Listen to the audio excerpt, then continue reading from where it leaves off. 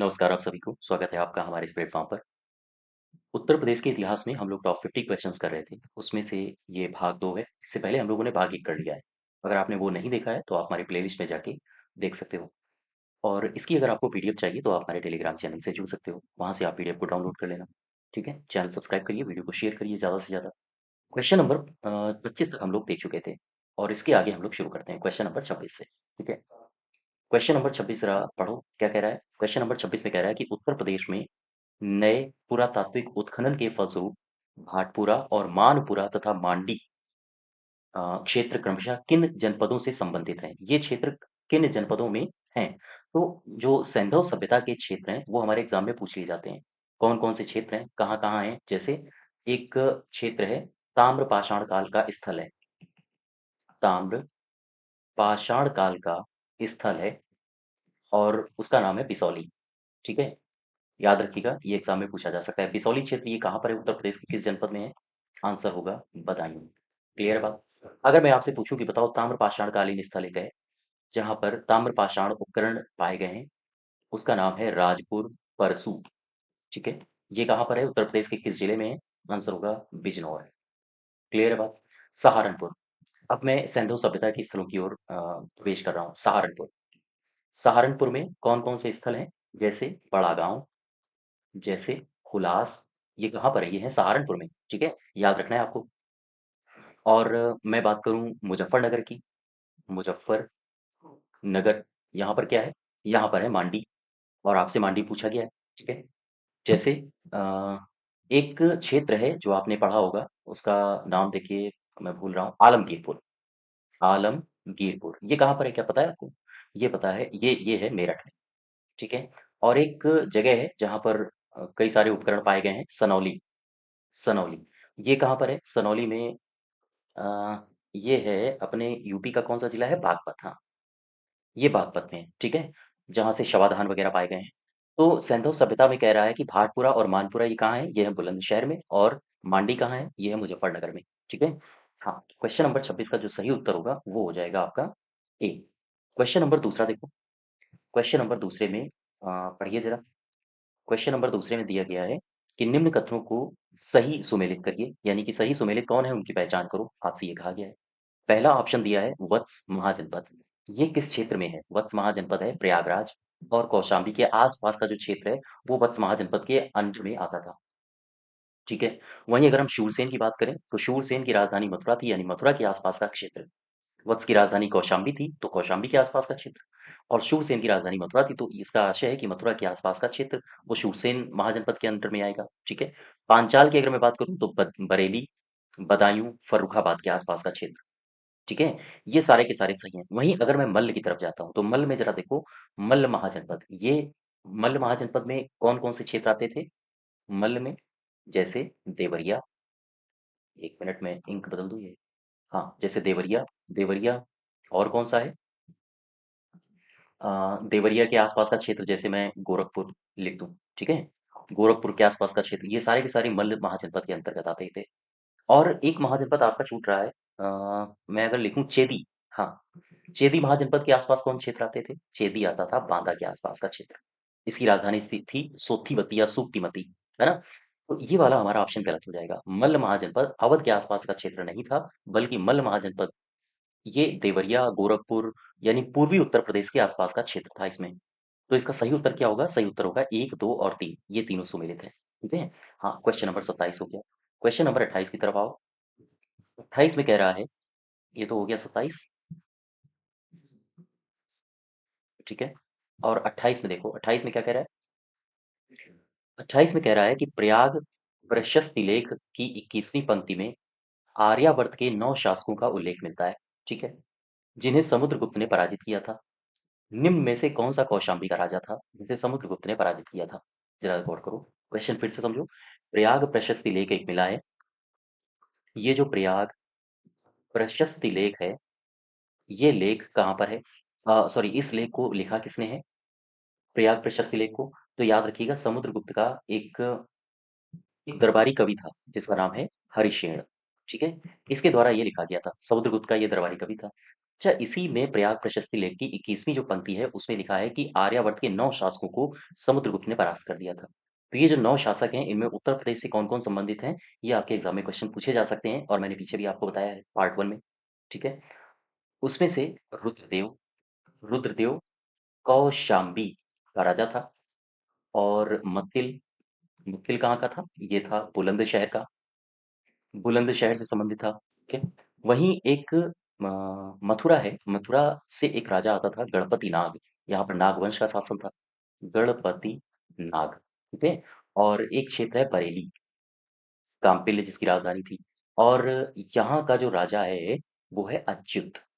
इन्हें समुद्रगुप्त ने परास्त किया था। कह रहा है कि निम्न में से कौन-सा कौशाम्बी का शासक था? कौशाम्बी का कौन है? रुद्रदेव, ठीक है? आंसर हो जाएगा हमारा पहला। क्लियर बात? नेक्स्ट देखो क्वेश्चन नंबर 28 हो गया, 29 देखो। क्वेश्चन नंबर 29 में कह रहा है कि निम्नलिखित में से सुमेलित कौन-सा कथन है? एक तरफ अभिलेख लिखे हैं और एक तरफ उनके जिले लिखे हैं। कौन-सा अभिलेख किस जिले में आता है? बिलसुद का अभिलेख ये एटा में है क्या? हाँ, एटा में है, ठीक है। वहीं अगर हम गढ़वा के शिलालेख की बात करें तो ये प्रयागराज में है, गढ़वा का शिलालेख। करमदंडा, करमदंडा का शिलालेख कहाँ है? ये है अयोध्या में। और शिलालेख हैं और शिलालेख में जैसे मैं अगर लिखूँ मान कुँवर अभिलेख, मान कुँवर अभिलेख, ये कहाँ पर है? मान कुँवर अभिलेख ये प्रयागराज में है, ठीक है?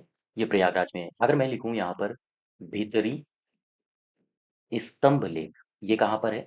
याद रखिएगा कई बार एग्ज़ाम में पूछा गया है। ये है गाज़ीपुर में, गाज़ीपुर। मैं एक अभिलेख और लिख रहा हूँ, कहोम अभिलेख, कहोम अभिलेख, ये कहाँ पर है? एग्ज़ाम में पूछा जाता है, याद रखिएगा ये है गोरखपुर में। इसका संबंध गोरखपुर से लगाया जाता है। क्या बता सकते हो हरहा अभिलेख कहाँ पर है?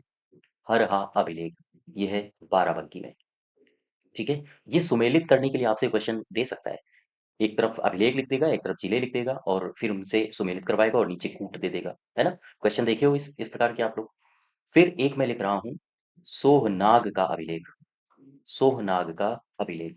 क्या बता सकते हो ये कहाँ पर है? ये है आपके देवरिया में। सोहनाग का अभिलेख है देवरिया में, ठीक है? हाँ। एक अभिलेख है, वो है बाँस खेड़ा का अभिलेख, बाँस खेड़ा का अभिलेख। क्या बता सकते हो ये अभिलेख कहाँ पर है उत्तर प्रदेश में? ये अभिलेख है आपके जो लखनऊ, बरेली, बरेली के आसपास का जिला है एक शाहजहाँपुर, हाँ, शाहजहाँपुर, ठीक है? तो याद रखिएगा ये सारे के सारे अभिलेख अपने उत्तर प्रदेश में हैं, तो आपसे मैच कराने के लिए बोल सकता है, ठीक है? तो इसका सही उत्तर क्या हो जाएगा? कौन-सा सुमेलित है? ये सारे के सारे सही सुमेलित हैं, ठीक है? क्वेश्चन नंबर नेक्स्ट देखो 30। 30 में कह रहा है कि 1857 के संघर्ष में भाग लेने वाले सिपाहियों की सर्वाधिक संख्या कहाँ से थी? सबसे ज़्यादा सिपाहियों की संख्या कहाँ से थी? आप आंसर बताओगे अवध से, ठीक है? क्या बता सकते हो आप में कि अवध के नवाब कौन-कौन से रहे हैं? अवध में कौन-कौन से नवाब रहे हैं? बताइए ज़रा। जैसे सबसे पहला मैं यहाँ पर लिख रहा हूँ अवध के नवाब, रिवीजन करो। हालाँकि ये मैं टॉपिक आपको करवा चुका हूँ। अगर आपने इतिहास पार्ट नहीं देखा है तो मैंने डिटेल से उसको कवर करवाया, कुछ टॉपिक्स बच गए हैं। वो मैं समय-समय पर हाँ, उनको आपको कवर करवा दूँगा। तो अवध के नवाब को ज़रा रिवीजन करो। सबसे पहला कौन आया था? सबसे पहला था सआदत सआदत खां, ठीक है? इसके बाद कौन आया? इसके बाद आया था सफदरजंग। सफदरजंग के बाद कौन आया था? सफदरजंग के बाद था शुजा-उद-दौला, ठीक है? और शुजा-उद-दौला के बाद आया था आसफ-उद-दौला, ठीक? इसके बाद एक और अवध का नवाब बना था जिसका नाम है वजीर अली और इसके बाद एक और नवाब बना था जिसका नाम है सआदत सआदत अली, ठीक है? और एक बंदा बना था जिसका नाम है गाजी-उद्दीन गाजी-उद्दीन हैदर। 8वां कौन बना था नवाब यहाँ का? इसका नाम है वाजिद अली शाह और ये अंतिम नवाब था। इसके बाद इसको निर्वासित कर दिया गया था कलकत्ता और इस पर कुशासन का आरोप लगाया गया था और कुशासन के आरोप के उपरांत आउटरम की रिपोर्ट थी। उसी रिपोर्ट को आधार बना के वाजिद अली शाह को अ, गिरफ्तार कर लिया गया और उसे कलकत्ता भेज दिया गया था, ठीक है? हाँ, तो ये सारे के सारे नवाब हैं। इन हालाँकि इनके कार्यकाल नहीं पूछे जाते हैं, लेकिन आपसे सीक्वेंस में सजाने के लिए बोल देता है कि कार्यकाल के आधार पर इनको शुरू से आखिरी तक सजाइए। तो ये आपको सीक्वेंस एज़ इट इज़ पता होना चाहिए, ठीक है? हाँ, क्वेश्चन नंबर ये हो गया 30।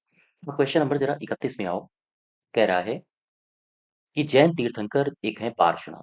पार्श्वनाथ निम्नलिखित में से किससे संबंधित थे? कौन से उत्तर प्रदेश के जिले से संबंधित हैं पार्श्वनाथ जी? तो पार्श्वनाथ कौन से जिले से संबंधित हैं? आओ जरा इनको चेक कर लेते हैं। एक तरफ आप लिखो जैन तीर्थंकर, ठीक है? और एक तरफ लिखो जिले।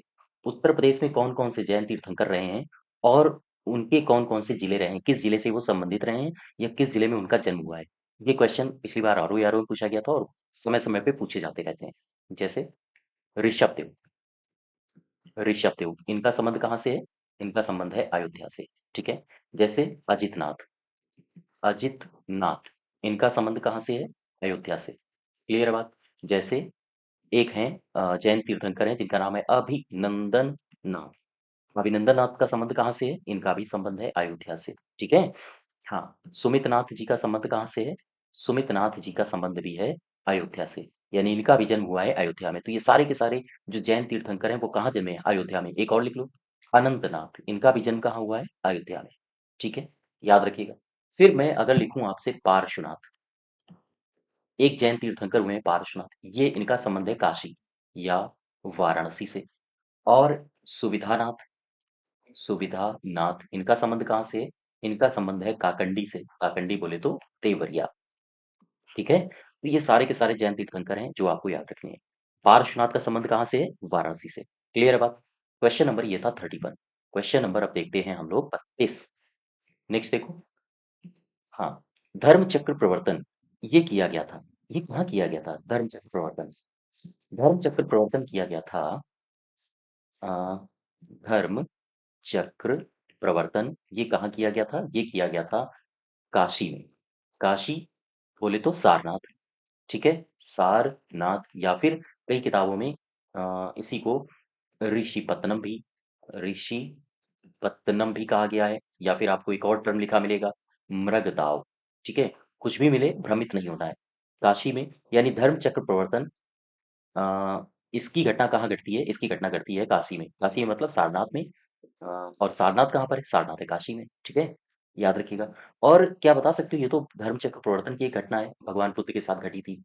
एक और बताओ मुझे, महापरिनिर्वाण इसकी घटना महात्मा बुद्ध के साथ कहाँ घटी? इसकी घटना घटी कुशीनगर में, ठीक है? और जो उत्तर प्रदेश है, उत्तर प्रदेश को बौद्धों का बौद्धों का पालना कहा जाता है, याद रखिएगा। तो धर्म चक्र प्रवर्तन की घटना कहाँ घटती है? ये घटती है सारनाथ में या ऋषिपत्तनम या फिर मृगदाव और ये सारनाथ कहाँ पर है? काशी में। तो हम कह देंगे इसकी जो घटना घटी है वो घटी है सारनाथ में, ठीक है? हाँ, यानी कि धर्म चक्र प्रवर्तन वहाँ किया गया था सारनाथ में। और धर्म चक्र प्रवर्तन होता क्या है? क्या पता है आपको? मैंने आपको बौद्ध धर्म जब बताया था, बौद्ध धर्म पढ़ाया था और जैन धर्म पढ़ाया था, उत्तर प्रदेश से स्पेशली रिलेटेड, ठीक है? तो वहाँ पर मैंने बताया था ये धर्म चक्र प्रवर्तन क्या होता है? मुझे कमेंट बॉक्स में बताइए, धर्म चक्र प्रवर्तन क्या होता है? ठीक है? नेक्स्ट देखो क्वेश्चन 33। 33 में कह रहा है कि निम्नलिखित नगरों में से किसका उल्लेख कनिष्क के रवातक अभिलेख में नहीं है? तो किसका उल्लेख कनिष्क के रवातक अभिलेख में नहीं है? आपसे ये पूछा गया है। तो आप यहाँ से एक बात समझो, ये जो भारत है, ये वाला एरिया यानी कि जम्मू कश्मीर वाला, यहाँ से पाकिस्तान निकल गया है और ऊपर है अफगानिस्तान। अफगानिस्तान, ठीक है? अफगानिस्तान में एक अभिलेख मिला है। अफगानिस्तान में एक अभिलेख मिला है और ये जो अभिलेख मिला है इसका संबंध कनिष्क से लगाया जाता है। ठीक? बात समझना, इसका संबंध लगाया जाता है कनिष्क से और इस अभिलेख को कहा जाता है रवातक अभिलेख। समझ पा रहे हो आप? मैं इसे कहा जाता है रवातक अभिलेख और बताया ये गया है कि कनिष्क के साम्राज्य में कौन-कौन से क्षेत्र आते थे वो उनका सबका वर्णन इस रवातक अभिलेख में है। तो उस रवातक अभिलेख में कौन-कौन से क्षेत्रों का वर्णन है, आओ उनको देख लेते हैं। रवातक अभिलेख में कौन-कौन से क्षेत्र का वर्णन है, ठीक है? ये कौन-कौन से क्षेत्र हैं, यहाँ से क्वेश्चन पूछा जाता है, ये प्रीवियस ईयर क्वेश्चन है। ये हाँ, तो कौन-कौन से हैं? एक तो है कौंडिन्य, कौंडिन्य, दूसरा एक क्षेत्र है, ये है उज्जयिनी, उज्जयिनी, ठीक है? तीसरा एक क्षेत्र है साकेत, इसका भी वर्णन हमें मिलता है। एक है कौशाम्बी क्षेत्र, इसका भी वर्णन हमें मिलता है और रवातक अभिलेख में हमें पाटलिपुत्र का भी वर्णन मिलता है। और पाटलिपुत्र के अलावा चंपा, पाटलिपुत्र के अलावा हमें किसका वर्णन मिलता है? हमें मिलता है चंपा का वर्णन। तो ये सारे के सारे क्षेत्र हैं जिनका उल्लेख हमें रबाता अभिलेख में मिलता है। ये अभिलेख है कहाँ पे? ये अभिलेख है अफ़गानिस्तान में। और ये किससे संबंधित है? ये संबंधित है कनिष्क से, ठीक है? तो ये सारे क्षेत्र हैं। अब देखो जरा कौशाम्बी का इसमें उल्लेख मिलता है, हाँ, पाटलिपुत्र का भी मिलता है और चंपा का भी मिलता है, लेकिन श्रावस्ती का उल्लेख इसमें नहीं मिलता है, ठीक है? तो याद रखिएगा ये सारी बातें। क्वेश्चन नंबर अब नेक्स्ट देखो, इसमें कह रहा है कि हड्डी से निर्मित आभूषण भारत में मध्य पाषाण काल संदर्भ में कहाँ से प्राप्त हुए हैं? हड्डी से निर्मित आभूषण कहाँ से मिले हैं? आपसे ये पूछा गया है, ठीक है? तो एक बात याद रखो, एक क्षेत्र है दमदमा, ये क्षेत्र है दमदमा, ठीक है? दमदमा जो क्षेत्र है, वहाँ से बहुत सारी चीज़ें मिली हैं, जैसे अ, एक कब्र से कब्र से 3 मानव कंकाल, ये कहाँ से मिले हैं? ये मिले हैं दमदमा से, ठीक है? याद रखिएगा ये पूछे जाते हैं। और ये दमदमा कैसा स्थल है? ये है मध्य पाषाणकालीन स्थल, ठीक है? और एक कब्र से 3 मानव कंकाल कहाँ से मिले हैं? दमदमा से। फिर इस यहीं से मिले हैं 41 शवाधान, 41 शवाधान और गर्त चूल्हे, ठीक है? और यहीं से मिले हैं हड्डी और सींग, हड्डी और सींग से निर्मित आभूषण, सींग से निर्मित आभूषण, ठीक है? यहीं से मिले हैं। तो याद रखिएगा आपसे यही पूछा गया है कि हड्डी से निर्मित आभूषण हमें भारत में कहाँ से मिले हैं? तो ये क्षेत्र है दमदमा, ठीक है? आंसर हो जाएगा दमदमा। एक मैं आपसे क्वेश्चन पूछ रहा हूँ, मुझे उत्तर इसका बताइएगा। दमदमा उत्तर प्रदेश के किस जिले में है? किस परगने में है? ठीक है? इसका मुझे उत्तर कमेंट बॉक्स में दीजिए। और आपको अगर इतिहास डिटेल में पढ़नी हो तो आप हमारी प्लेलिस्ट में जा सकते हो। वहाँ मैंने इन सभी चीज़ों के उत्तर आपको दिए हैं। ठीक है? तो क्वेश्चन नंबर हाँ, 34 का सी पार्ट हो जाएगा सही। क्वेश्चन नंबर 35 में देखो, इसमें कह रहा है कि निम्नलिखित में से किसे नगर महोदयाश्री कहा जाता है? कौन है? नगर महोदयाश्री किसे कहा जाता है? इसे कहा जाता है, आपके जो ऑप्शन दिए गए हैं, हाँ, कन्नौज को। ठीक है? अब एक बात समझो, ये जो कन्नौज है, कन्नौज का क्या आपने त्रिकोणात्मक संघर्ष पढ़ा है? त्रिकोणात्मक संघर्ष, इसके बारे में भी मैंने डिटेल में बताया हुआ है, आप उसको भी देख सकते हो। कन्नौज के त्रिकोणात्मक संघर्ष से एक क्वेश्चन पूछा जाता है कि इसमें कौन-कौन सी शक्तियाँ लड़ रही थीं और कौन-कौन सी शक्तियाँ हारी और किस शक्ति ने हाँ, विजय का सेहरा बाँधा था। तो जो त्रिकोणात्मक संघर्ष है, उसमें पाल वंश लड़ रहा था और गुर्जर प्रतिहार वंश लड़ रहा था, साथ ही साथ एक और था जो दक्षिण से आई थी शक्ति, उसका नाम था राष्ट्रकूट वंश, ठीक है? ये तीनों लोगों के मध्य एक लड़ाई थी जो कन्नौज के लिए लड़ रहे थे और जो अंतिम विजय मिली है, वो मिली थी गुर्जर प्रतिहार को। अंतिम विजय किसे मिली है? वो मिली थी गुर्जर प्रतिहार को। बात समझ पा रहे हो आप हमारी? ठीक है? हाँ, तो क्वेश्चन नंबर 35 का डी पार्ट सही हो जाएगा। क्वेश्चन नंबर नेक्स्ट देखो, 36, इसमें कह रहा है कि सारनाथ स्तंभ का निर्माण किसने करवाया था? बता दो भाई, सारनाथ स्तंभ का निर्माण करवाया था अशोक साहब ने, ठीक है? इसका निर्माण करवाया था अशोक ने। अब एक बात समझो यहाँ से, जो सारनाथ का लघु स्तंभ लेख है, लघु स्तंभ लेख, इसमें क्या वर्णन है, क्या पता है आपको? इसमें अशोक ने कहा है, इस स्तंभ लेख में अशोक ने उत्कीर्ण करवाया था, यानी अशोक ने कहा है कि अपने महामात्रों से कहा है, अपने महामात्रों को, कि संघ भेद बिल्कुल मैं बर्दाश्त नहीं करूंगा, अर्थात संघ भेद रोकने का आदेश अशोक ने दिया था। उसका वर्णन हमें कहाँ मिलता है? इसी मिलता है सारनाथ के लघु स्तंभ लेख में। आप समझ पा रहे हो? ये क्वेश्चन काफी इंपॉर्टेंट है, आपसे कई बार पूछा भी गया है कि अशोक ने अपने महामात्रों को संघ भेद रोकने का आदेश दिया था, उसका वर्णन हमें किस स्तंभ लेख में मिलता है? सारनाथ में। तो इसका उत्तर हो जाएगा अशोका, ठीक है? हाँ, क्वेश्चन नंबर नेक्स्ट देखो, जौनपुर राज्य का अंतिम शासक कौन था? जौनपुर राज्य का अंतिम शासक कौन था? इससे पहले आपको पता होना चाहिए कि जौनपुर राज्य की स्थापना किसने की थी। हालांकि ये तुगलक वंश के थे, तुगलक सुल्तानों ने इसकी स्थापना की थी, लेकिन जो जौनपुर में शर्की साम्राज्य चला है, उसमें पहला राजा कौन था? तो उसमें जो पहला राजा था, जौनपुर राज्य की स्थापना जिसको एक एक तरह से हम कह सकते हैं कि जौनपुर राज्य की स्थापना या स्वतंत्र जौनपुर राज्य की स्थापना करने का श्रेय जाता है मलिक सरवर को। मलिक सरवर, ये मलिक सरवर को कहा जाता है ख्वाजहां, ख्वाजहां भी इसे कहा जाता है। और 1394 में इसने, हाँ, लगभग 1394 के आसपास इसने जौनपुर की स्थापना कर दी थी, स्वतंत्र जौनपुर राज्य की। और इसी मलिक सरवर को अ, तुगलक शासकों ने एक उपाधि दी है, इसे कहा है मलिक उस शर्क, ठीक है? मलिक उस शर्क की उपाधि दी है।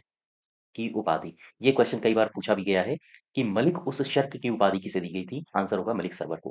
क्लियर बात? किसने दी थी? तुगलक सुल्तानों ने दी थी। और ये जो जौनपुर है ना, इस जौनपुर की स्थापना हुई थी जौना खां के नाम पे। ठीक है। अब एक बात समझो, जो क्वेश्चन में आपको पूछा गया है उसका उत्तर जानते हैं कि जौनपुर राज्य का अंतिम शासक कौन था? अंतिम शासक था हुसैन शाह शर्की। ठीक है। याद रखिएगा, जौनपुर का जो अंतिम शासक है, उसका नाम है हुसैन शाह सरकी। क्वेश्चन नंबर नेक्स्ट देखो, 38। नवाब शुजाउद्दौला के बेगम का प्रसिद्ध मकबरा, बहू बेगम का मकबरा, ये कहाँ पर है? बहू बेगम का मकबरा कहाँ पर है, क्या पता है आपको? ये है फैजाबाद में। फैजाबाद जिसे आजकल अयोध्या के नाम से जाना जाता है। ठीक है। अयोध्या से मुझे याद आ रहा है, अभी मैंने आपको बताए थे कि अयोध्या में कौन कौन जन्मा था। ठीक है। जरा एक बार रिवीजन करो, अयोध्या में कौन कौन से जैन तीर्थंकर का जन्म हुआ। रिवीजन करो जो अभी मैंने बताया था। आदिनाथ। आदिनाथ किसे कहा जाता है? ये कहा जाता है ऋषभ देव को। ठीक है। आदिनाथ हो गया, और ऋषभ देव हो गया, और मैंने क्या बताया था? मैंने बताया था अजितनाथ। मैंने क्या बताया था? अभिनंदन। अभिनंदन नाथ। फिर मैंने बताया था आपको सुमित नाथ। ठीक है। फिर मैंने बताया था आपको अजित नाथ। इन सब का जन्म देखो अयोध्या में हो रहा है। और मैंने आपको बताया था अनंतनाथ। ठीक है। इन सब का जन्म कहाँ हुआ है? अयोध्या में। अच्छा, अब एक बात समझो। अ, अयोध्या में इनका जन्म हुआ है, और अयोध्या में एक क्षेत्र है रतनपुरी।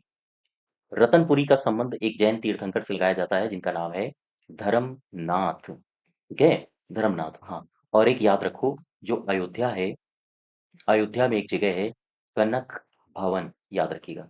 ये कनक भवन कहाँ पर है? अयोध्या में, कई बार पूछा जा चुका है। ठीक है। हाँ, कनक भवन अयोध्या में। नेक्स्ट देखो, क्वेश्चन नंबर 39। इसमें कह रहा है कि निम्नलिखित में से किस केस की समस्त संसार में चर्चा हुई थी, और अभियुक्तों के समर्थन में Albert Einstein, H P Wells, Harold Laski, Roosevelt ने सहानुभूतिपूर्ण टिप्पणियां की थी। तो ये कहाँ का केस है? ये कौन सा केस है? ये केस है मेरठ षड्यंत्र केस। ठीक है। हाँ, मेरठ षड्यंत्र केस इसे कहा जाता है। और ये जो मेरठ षड्यंत्र केस है, इसमें मेरठ षड्यंत्र केस है, ये दरअसल जुड़ा है वामपंथी आंदोलन से। एक बात समझो, ये जैसे है कानपुर। कानपुर में दरअसल 1925 में communist communist party of India, ठीक है, कम्युनिस्ट पार्टी ऑफ इंडिया की स्थापना की गई, या हम ये कहें कम्युनिस्ट पार्टी ऑफ इंडिया की यहाँ पर नींव रखी गई थी। और इसी से संबंधित एक क्रांति है जिसे कहा जाता है बोल्शेविक क्रांति। बोल्शेविक क्रांति। ठीक है। ये जो बोल्शेविक क्रांति है, इसमें षड्यंत्र कुछ लोगों पर लगा दिया गया था, और उनसे कहा गया था, उन पर आरोप लगा दिया गया था कि इन्होंने षड्यंत्र किया है ब्रिटिश क्राउन के खिलाफ। तो उन्हें 4 साल की सजा भी दी गई थी। तो उनमें से कई सारे नाम आते हैं, जैसे श्रीपत डांगे, नलिनी गुप्ता, मुजफ्फर अहमद, या फिर शौकत उस्मानी। इन सबको सजा दी गई थी। तो यही जो पूरा का पूरा कांड है, इसे कहा जाता है बोल्शेविक क्रांति। ठीक है। और मेरठ षड्यंत्र मामला भी कुछ इन्हीं लोगों से, यानी कि हम कहें वामपंथी आंदोलन या फिर कम्युनिस्ट पार्टी के लोगों से ही जुड़ा हुआ है। तो याद रखिएगा, मेरठ षड्यंत्र मुकदमा इसका सही उत्तर होगा। ठीक है। हाँ।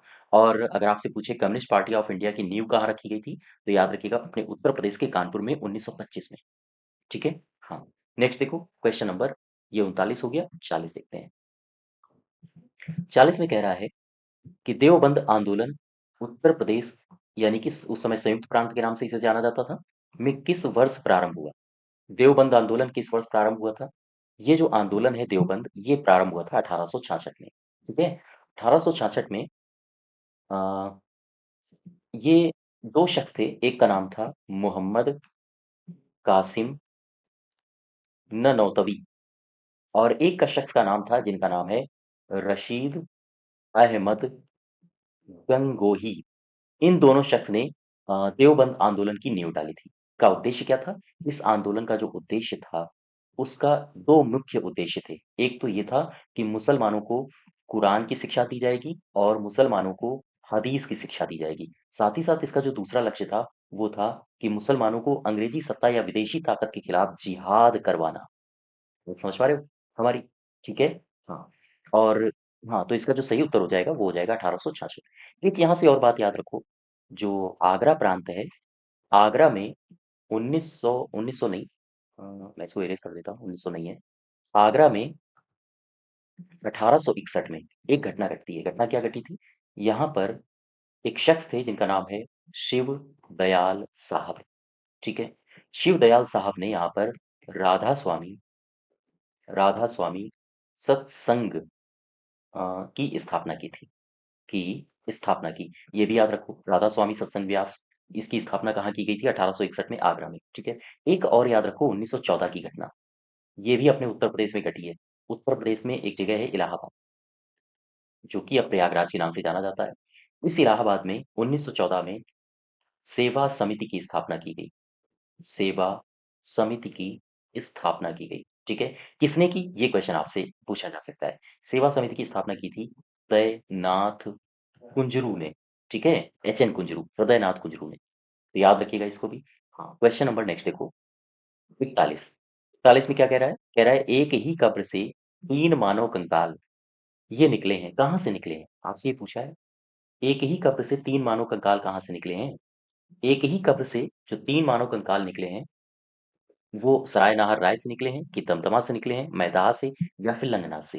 तो ये 3 लोकेशंस हैं जो आपको याद रखनी है। जैसे दमदमा, ठीक है? मैं इंक बदल लेता हूँ, दमदमा, ठीक है? एक लोकेशन है महदाह, महदाह, हुँ, महदहा, ठीक है? और एक लोकेशन है सराय नाहर राय। ये 3 लोकेशन याद रखो। ये 3 लोकेशन है कहाँ पे? ये है प्रतापगढ़ में, ठीक है? क्वेश्चन पूछे जा सकते हैं कि ये क्षेत्र किस जिले में वर्तमान में है? और एक बात, ये जो 3 के तीनों मैंने लिखे हैं, ये सारे के सारे जो क्षेत्र हैं, वो मध्य पाषाण काल से संबंधित हैं, से संबंधित हैं। याद रखिएगा, ये तीनों के तीनों स्थल मध्य पाषाणकालीन संस्कृति का हिस्सा हैं। अच्छा, इनमें से एक क्षेत्र है दमदमा, दमदमा, याद रखिएगा। यहाँ से क्या-क्या मिला है? आओ इसकी चर्चा कर लेते हैं। दमदमा से एक कब्र में 3 मानव कंकाल मिले हैं। मानव कंकाल पाए गए हैं। और क्या मिला है यहाँ से? हड्डी और सींग के उपकरण, उपकरण यहाँ से मिले हैं दमदमा से। और यहाँ से क्या मिला है? यहाँ से मिले हैं हमें यहाँ से मिले हैं हमें लघु पाषाण उपकरण, ठीक है? याद रखिएगा। तो एक ही कब्र से 3 मानव कंकाल कहाँ से पाए गए हैं? ये मिले हैं दमदमा से। समझ पा रहे हो आप हमारी? चलिए, नेक्स्ट देखो क्वेश्चन नंबर 42, ठीक है? क्वेश्चन 42 में कह रहा है कि विंध्य क्षेत्र के किस शिलाश्रय से सर्वाधिक मानव कंकाल पाए गए हैं? विंध्य क्षेत्र के किस शिलाश्रय से सबसे ज़्यादा मानव कंकाल पाए गए हैं? तो याद रखिएगा, एक क्षेत्र है लेखैया, यहाँ से सबसे ज़्यादा मानव कंकाल पाए गए हैं। दरअसल अगर मैं बात करूँ मध्य पाषाण काल की, मध्य पाषाण काल स्थल कौन-कौन से हैं उत्तर प्रदेश में? क्या बता सकते हो आप? अगर मैं प्रयागराज में जाऊँगा ना, तो यहाँ पर मध्य पाषाण काल से संबंधित कई सारे क्षेत्र में दिख जाएँगे। जैसे मेजा तहसील, यहाँ से भी कई सारे हमें जो अ, साक्ष्य मिले हैं, वो मध्य पाषाण काल की ओर इशारा करते हैं। और यहाँ पर कौन-सा स्थल है जो मध्य पाषाण काल से संबंधित हो? जैसे करछना तहसील, ठीक है? और बाराँ तहसील, बाराँ तहसील, यहाँ से हमें साक्ष्य मिले हैं मध्य पाषाण काल के, ठीक है? कई सारे उपकरण मिले हैं, इस तरह से। अच्छा, इसी में ये तो प्रयागराज हो गया। क्या मिर्ज़ापुर से भी कुछ हमें मध्य पाषाण काल के स्थल के साक्ष्य मिले हैं? मध्य पाषाण काल स्थल के साक्ष्य से मेरा आशय है कि ऐसी चीज़ें मिली हैं या कुछ ऐसे साक्ष्य पाए गए हैं जिनका संबंध मध्य पाषाण काल से लगाया जा सके। क्या मिर्ज़ापुर में ऐसी कोई जगहें हैं? हाँ, हैं। जैसे मोरहना पहाड़, यहाँ से मध्य पाषाण काल के साक्ष्य मिले हैं। जैसे बगही खोर, ठीक है? और एक क्षेत्र है लेखैया, लेखैया, यहाँ से हमें मिले हैं मध्य पाषाण काल स्थल के साक्ष्य। अब ये जो लेखैया लिखा है इसको ज़रा उठा लो। यहाँ से क्या-क्या मिला है? यहाँ से 17 नरकंकाल मिले हैं। याद रखिएगा, 17 नरकंकाल मिले हैं। और ये जितने भी नरकंकाल मिले हैं ना, इनके जो सिर हैं वो पश्चिम दिशा की ओर हैं। पश्चिम दिशा की ओर हैं, ठीक है? इनके सारे ये सभी के सभी सिर। तो इसका जो सही उत्तर हो जाएगा, सबसे ज़्यादा हमें किस शिलाश्रय से सबसे ज़्यादा मानव कंकाल देखने को मिलते हैं, वो मिलते हैं लेखैया से, ठीक है? हाँ, क्लियर है यहाँ तक? अब क्वेश्चन नंबर नेक्स्ट देखो। क्वेश्चन नंबर नेक्स्ट है आपका 43। 43 नंबर क्या कह रहा है? 43 नंबर कह रहा है कि लखनऊ में 1857 के स्वतंत्रता संग्राम का नेतृत्व किसने किया था? ये किसने किया था? केवल लखनऊ ही मत देखो, बेगम हजरत महल ने किया था, बल्कि आप मुझे ये बताओ कानपुर से किसने किया था? रिवीजन मारो, याद तो हो ही गया होगा अब आपको। कानपुर से किसने किया था? कानपुर से किया था नाना साहब ने, ठीक है? नाना साहब। अगर मैं आपसे पूछूं कि बताओ मुझे बरेली से किसने किया था, क्या बता सकते हो आप? बरेली से किसने किया था? बरेली से थे, इनका नाम है खान बहादुर खां, ठीक है? खान बहादुर खान साहब ने बरेली से किया था। मुझे बताओ इलाहाबाद से किसने किया था? इलाहाबाद से किया था लियाकत अली ने, ठीक है? हाँ, अब मुझे बताओ फैजाबाद से किसने किया था? ये हैं अहमदुल्ला अहमदुल्ला शाह, ठीक है? और मुझे बताओ कालपी से किसने किया था? कालपी से किया था तात्या जी ने, तात्या टोपे, ठीक है? मुझे बताओ मथुरा से किसने किया था? मथुरा से किया था देवी सिंह ने, विद्रोह। क्या बता सकते हो कि गोरखपुर से किसने किया था? गोरखपुर से किया था गजाधर सिंह ने, ठीक है? ये चीजें एकदम से रटी होनी चाहिए आपको। तो ये सारे के सारे कुछ क्षेत्र हैं जहां जहां पर उत्तर प्रदेश में विद्रोह भड़का था 1857 में, ठीक है? तो याद रखिएगा इनको। क्वेश्चन नंबर अब नेक्स्ट देखो। क्वेश्चन नंबर नेक्स्ट है 44, और ये 44 कह रहा है कि निम्नलिखित में से कौन काकोरी कांड मुकदमे में सरकारी वकील था? कौन था जो काकोरी कांड मुकदमे में सरकारी वकील था? देखो, वकील कौन से थे?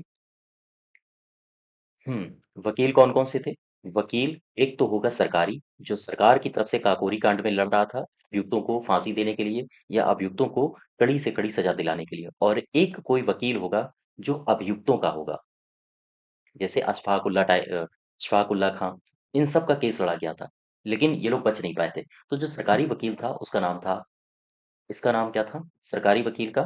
सरकारी के थे, आपके ऑप्शन में लिखे हैं ये, जगत नारायण मुल्ला, ठीक है? और अभियुक्तों के कौन थे? इनका नाम है भानचंद्र गुप्ता। और सरकारी के कौन थे? जगत नारायण नारायण मुल्ला, ठीक है?